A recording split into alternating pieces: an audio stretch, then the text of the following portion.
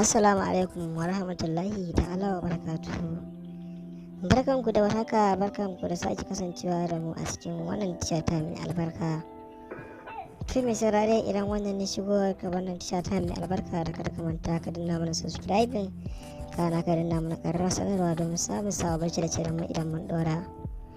A yau ne muka kawo muku labarin Sarki Ali Nuhu, inda ya nemi zai hubda Hadiza Gabon, inda ya ɗora hotunan da suka yi a social media.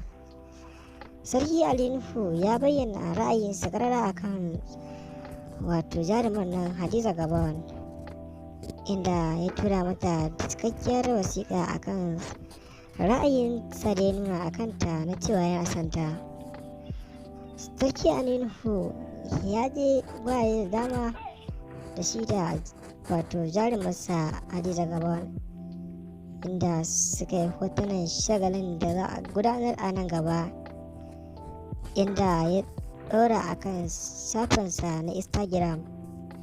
To mai saurare, ka biyo mu har zuwa ƙarshen wannan bidiyon domin samun cikakkun labari da ɗumi su. To mai saurare, idan wannan ne shigowarka wannan tasha ta mai albarka, da kada ka manta ka danna mana subscribing, kana ka danna mana ƙararrawar sanarwa domin samun sababbin shirye-shiryenmu idan mun ɗora. Sarki Ali Nuhu ya bayyana wata magana da ya yi a gurin gudanar da shagalin hotonsu da suka yi da shi da Hadiza Gabon, inda yake cewa wannan mata lalle kam ta haɗu